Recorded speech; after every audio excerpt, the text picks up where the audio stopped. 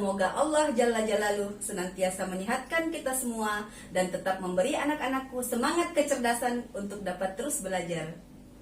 Kembali bersama Ibu Nur Hidayah Ilyas, masih di Televisi Pendidikan Kabupaten Pinrang.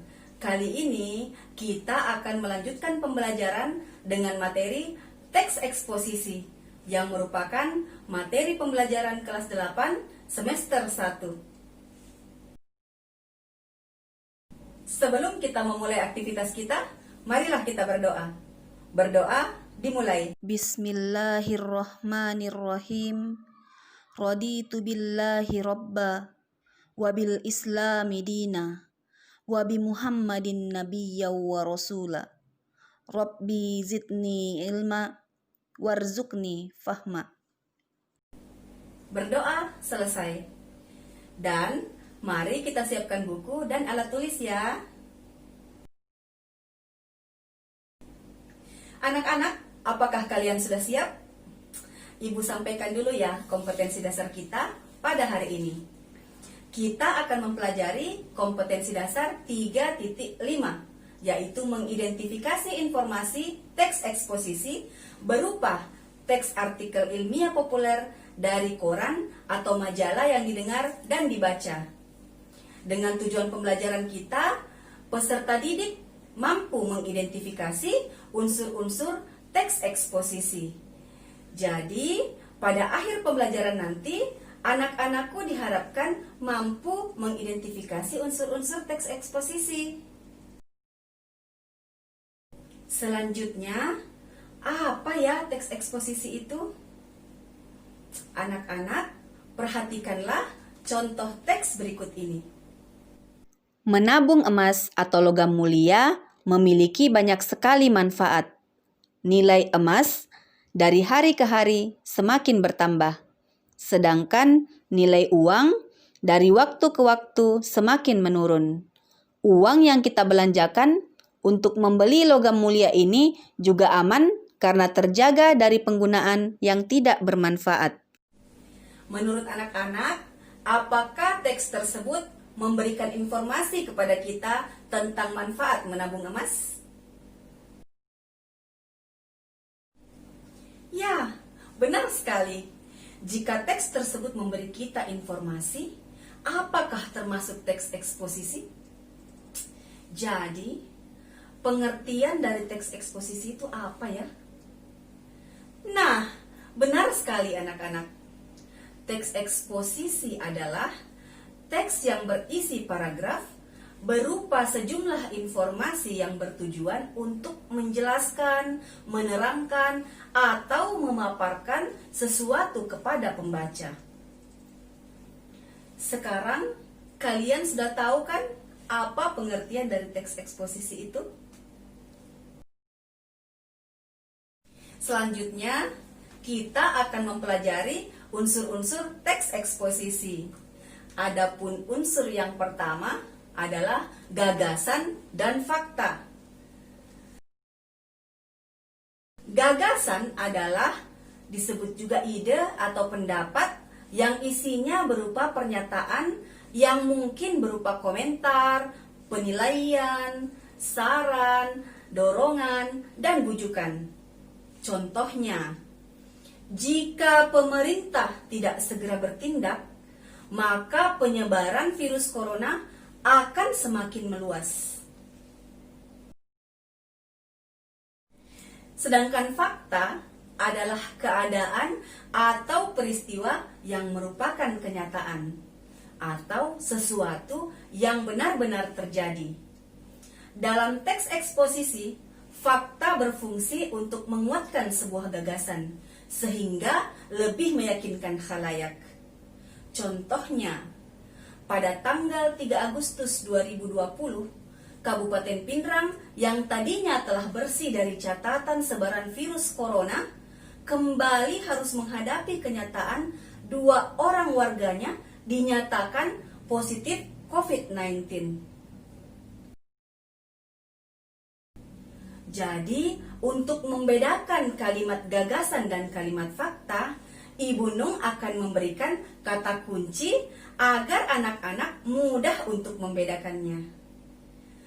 kalimat gagasan ditandai dengan kata menurut, bila, jika, kalau, dan asalkan. Kelima kata tadi dapat juga disingkat menjadi menu biji kalas. Menu itu menurut, bi itu bila, ji itu jika, kal itu kalau, dan as itu asalkan, agar lebih mudah untuk dihafal. Jadi, jika dalam suatu kalimat ditandai dengan salah satu dari kelima kata tersebut, maka itu adalah kalimat gagasan. Baik kalimat gagasan maupun kalimat fakta memiliki penanda yang disebut dengan ciri-ciri. Adapun ciri-ciri kalimat gagasan yaitu pertama, bersifat subjektif. Yang kedua, bersifat perkiraan. Dan yang ketiga, kejadiannya belum terjadi.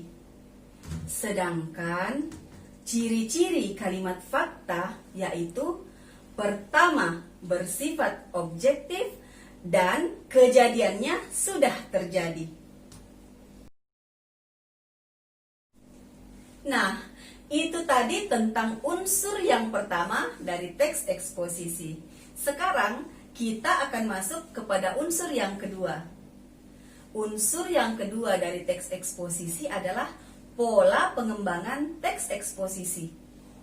Apa saja pola pengembangan itu? Yang pertama, pola pengembangan umum khusus, yaitu ide pokok bagian teksnya ditempatkan pada awal paragraf yang kemudian diikuti oleh ide-ide penjelas. Pola ini dikenal juga dengan istilah paragraf deduktif. Ide penjelasnya merupakan perincian dari ide umum yang disampaikan sebelumnya. Contohnya, Nur Hidayah Ilyas adalah salah satu penulis buku di media Guru Indonesia. Penulis kelahiran Toli-Toli ini juga merupakan salah satu pengajar di UPT SMP Negeri 2 Pinrang. Buku-buku tulisannya yaitu Sewindu Bakti di Tanjung Batu, Ajari Aku Menjahit Ma, dan Renjana di Ujung Pena. Pola pengembangan yang kedua adalah pola pengembangan khusus umum. Hal-hal yang bersifat khusus diikuti oleh uraian yang bersifat umum. Bagian terakhir dari teks ini berfungsi sebagai simpulan atau rangkuman dari pendapat-pendapat yang telah disampaikan sebelumnya. Biasanya disebut juga paragraf induktif. Contohnya, Alham suka menolong orang dan ramah terhadap siapapun. Tidak seperti adiknya yang bernama Ilham. Ia suka menjahili orang lain. Ilham lebih dikenal karena kenakalannya daripada prestasinya. Itulah alasan mengapa kedua saudara ini mendapatkan perlakuan yang berbeda dari teman-temannya. Pola pengembangan yang ketiga adalah pola pengembangan ilustrasi. Sebuah gagasan yang terlalu umum memerlukan ilustrasi konkret. Ilustrasi tersebut berfungsi untuk menjelaskan dan menegaskan ide, gagasan, dan maksud penulis.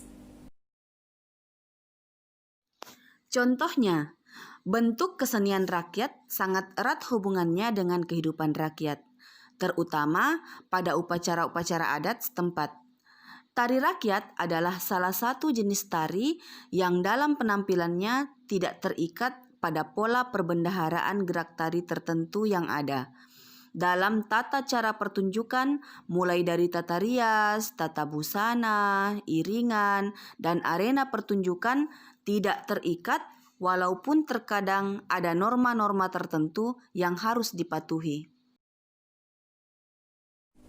Pola pengembangan yang keempat adalah pola pengembangan perbandingan.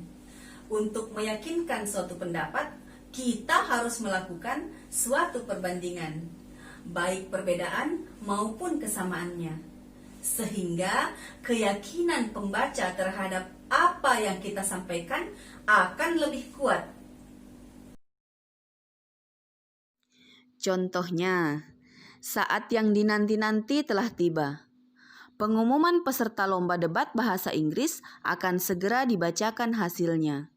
Semua peserta lomba yang merupakan perwakilan SMP se-Kabupaten Pinrang pasti merasa cemas, termasuk peserta dari SMP favorit di Kota Pinrang, yaitu SMP Negeri 1 Pinrang. Namun, peserta dari SMP Negeri 2 Pinrang pun tak kalah optimis, sebab mereka telah berupaya maksimal. Demikian juga peserta dari SMP Negeri 4 Pinrang dan dari SMP-SMP negeri lainnya. Begitu yakin akan menjadi yang terbaik. Nah, sampai di sini, apakah anak-anakku sudah dapat memahami tentang kalimat gagasan dan kalimat fakta? Alhamdulillah.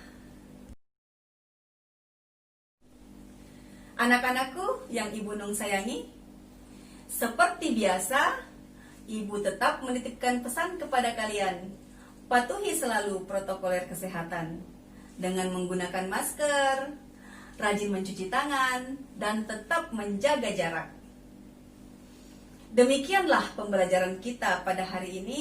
Insya Allah jumpa lagi di video pembelajaran selanjutnya. Ibu akhiri dengan sebuah pantun. Kepunia membeli pipang, lanjut ke Cempa, beli karasa. Semangat belajar, hati pun senang, waktu habis tidak terasa. Wassalamualaikum warahmatullahi wabarakatuh.